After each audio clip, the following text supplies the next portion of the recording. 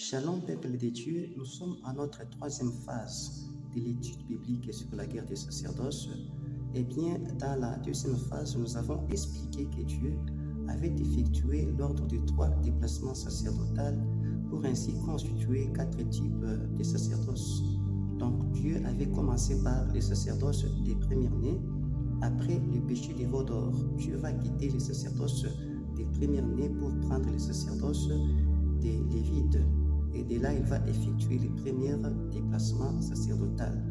Après le péché du fils de Lévi, après le péché du fils d'Élie, Dieu va quitter les sacerdoces lévitiques pour prendre les sacerdoces des Éphraïmites avec le prophète Samuel.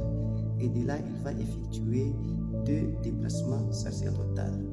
Après le péché du fils du prophète Samuel, Dieu va quitter les sacerdoces des Éphraïmites pour épouser les sacerdoces de Juda, d'où vient les sacerdoces de Melchisedec. Et de là, il va constituer 3 déplacements sacerdotaux et nous avons 4 types de sacerdoces. Donc les sacerdoces du premier-né, les sacerdoces lévitiques, les sacerdoces des Éphraïmites et les sacerdoces de Melchisedec avec la tribu de Juda. Avant d'aborder le sujet du jour, je vais donner un passage biblique que nous allons exploiter et nous allons méditer ensemble qui va nous aider dans l'exposé dans les phases qui vont suivre. C'est le passage de 1 Samuel, chapitre 2, verset 27 jusqu'à 36. Et dans ce passage, il est démontré que les Lévites de la famille d'Aaron, ses fils ainsi que toute sa descendance, étaient liés au sacerdoce par une loi perpétuelle, comme une femme est liée à un homme dans un couple de mariage par une loi perpétuelle pour former une alliance. Ainsi donc, les sacerdoces, la famille d'Aaron ainsi que toute sa descendance étaient dans une forme d'alliance ou dans un couple de mariage lié par une loi perpétuelle. Perpétuelle dans le sens que aussi longtemps que la motivation qui a occasionné l'existence de ce mariage ou de cette alliance serait présente, et bien donc ce mariage ou cette alliance restera en vie. Mais au cas où cette motivation disparaissait, et bien ce mariage ou cette alliance n'a pas raison d'être en l'absence de cette motivation. Rappelons que le mariage ou l'alliance entre la famille d'Aaron ainsi que toute sa descendance et les sacerdoces était conclu au mont Sinaï dans le livre des Nombres 3, verset 12, lorsque Dieu va décider de remplacer tout premier-né d'Israël par la tribu de Lévi et ainsi introniser la famille d'Aaron sur le sacerdoce et que son esprit était sur le sacerdoce sous forme d'un époux, tandis que la famille d'Aaron ainsi que toute sa descendance était attachée au sacerdoce sous forme d'une épouse et par une loi perpétuelle. Et comme tout couple dans un mariage doit évoluer dans un cadre bien défini que l'on considère comme une maison, de même les sacerdoces, la famille d'Aaron ainsi que toute sa descendance devaient aussi évoluer dans un cadre bien défini, considéré prophétiquement comme une maison, que l'on appelle tente d'assignation ou tabernacle. Donc, lorsqu'on parle de la tente d'assignation, dans la Bible, nous voyons la famille d'Aaron. De son vivant, dans les livres des évangiles de Matthieu, chapitre 19, verset 3 jusqu'à 9, Luc 16, verset 18, que l'apôtre Paul est venu compléter dans les épîtres de 1 Corinthiens, chapitre 7, verset 10, et aux Romains, chapitre 7, verset 2 jusqu'à 6. Jésus-Christ va nous dévoiler la pensée de Dieu pour qu'un mariage ou une alliance soit rompu, mais en réaménageant la thèse de la loi de Moïse sur les divorces. Ainsi, Jésus-Christ va nous expliquer que pour qu'un mariage ou une alliance soit rompue, il faut que l'homme arrive à constater l'acte de l'infidélité de sa femme.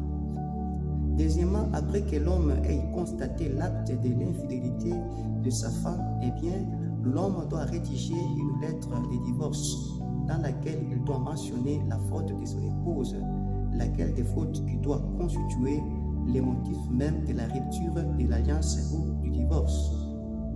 Troisièmement, après les divorces, si les deux conjoints se séparaient, et donc aucun d'eux n'a le pouvoir de se remarier avant que la mort de l'un ou de l'autre ne soit constatée, sauf en cas de l'infidélité.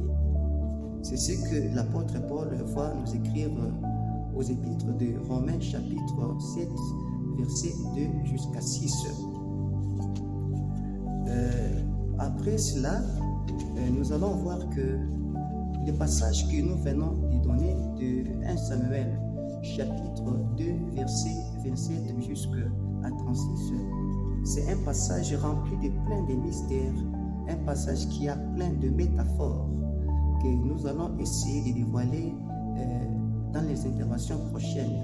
Et parmi ces métaphores, nous disons que la mort du prophète Élie ainsi que ses deux fils étaient en train de représenter la fin de l'alliance ou la fin du sacerdoce. Ça représentait aussi l'exil du peuple de Dieu. Donc dans la Bible, lorsque l'on parle de l'exil pour le peuple de Dieu, nous voyons donc la mort spirituelle, donc la séparation entre Dieu et son peuple. Et lorsque l'on parle du retour de l'exil, nous voyons la résurrection des peuples de Dieu. C'est ainsi que si nous prenons les livres de 1 Samuel chapitre 2, verset 27 jusqu'à 36, nous verrons que c'est ce que Dieu va exactement faire avec la famille d'Aaron ainsi que toute sa descendance sur les sacerdoces. Après que la prêtrise aaronique ait consommé l'acte de l'infidélité envers l'esprit de l'époux qui est l'esprit de l'Éternel sur les sacerdoces, et donc l'infidélité par rapport à la motivation de l'alliance à ce qui concerne le sacrifice et les offrandes.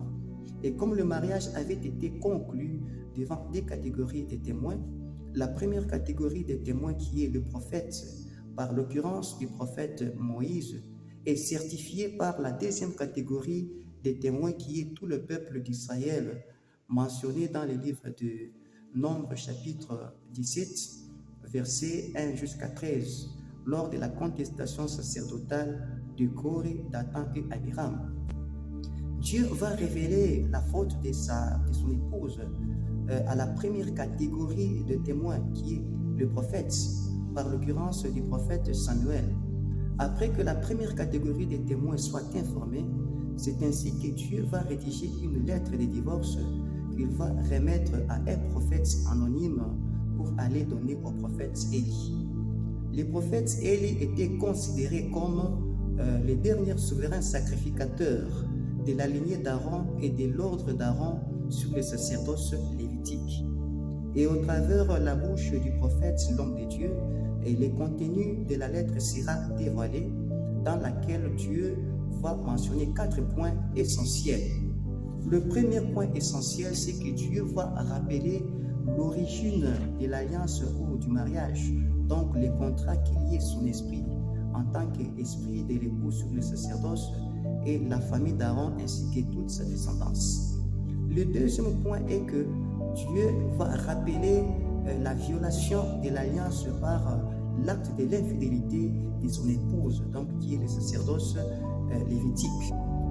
Le troisième point, c'est que Dieu va mettre fin, donc la rupture du contrat entre la famille d'Aaron ainsi que toute sa descendance et son esprit sur le sacerdoce. Et le quatrième point, Dieu va rappeler la faute, Dieu va rappeler ou Dieu va donner la sentence réservée à son épouse qui est le sacerdoce lévitique. Et lorsque nous prenons les livres de 1 Samuel chapitre 4 versets 10 jusqu'à 18, nous verrons que la parole de l'Éternel annoncée au travers la bouche du prophète l'homme de Dieu va s'accomplir et que la descendance ainsi que la famille d'Aaron seront détachés et supprimés sur les sacerdoces. Eh bien, pourquoi? Et donc parce que l'arche de l'Éternel sera prise et que le prophète Élie ainsi que ses deux fils, Phiné et Ophni, vont tous mourir. Étant restés sans successeur sur les sacerdoces lévitiques pour la famille d'Aaron, eh bien, l'ordre d'Aaron ainsi que les sacerdoces lévitiques vont disparaître pour laisser place à l'accomplissement de la prophétie de Dieu. Ainsi, la gloire sacerdotale, donc l'Esprit de l'Éternel qui est l'Esprit de l'époux sur le sacerdoce, sera banni de la famille d'Aaron ainsi que de la tribu de Lévi, comme c'est mentionné dans les livres de 1 Samuel, chapitre 4, versets 21 jusqu'à 22. Et cela va mettre fin au sacerdoce lévitique et à l'ordre d'Aaron. C'est alors que la deuxième catégorie des témoins, qui est tout le peuple d'Israël, sera informé de la fin du mariage entre l'Esprit de l'Éternel, qui est l'Esprit de l'époux sur le sacerdoce, ainsi que la famille d'Aaron et toute sa descendance, donc par la prise de l'arche de l'Éternel et par la mort du prophète Élie ainsi que ses deux fils. En soi, le prophète Élie ainsi que ses deux fils étaient en train de représenter la dernière classe ou bien la dernière lignée de sacrificateurs selon l'ordre d'Aaron sous le sacerdoce lévitique. On peut toutefois nous arrêter par là pour ainsi donner les deux problématiques restantes que nous avions promises dans la phase passée. Eh bien, la quatrième problématique est telle que quelle est la nature de l'infiltration que le sacerdoce de Melchisedec, qui est notre sacerdoce, le sacerdoce de Yoshua Meshia, est en train de subir actuellement dans cette génération. La quatrième problématique est telle que quelle est l'origine ou la cause réelle de la guerre sacerdotale entre l'ordre d'Aaron ainsi que l'ordre de Melchisedec. Aimez notre vidéo, abonnez-vous sur notre chaîne YouTube pour suivre la suite de nos programmes dans les phases prochaines.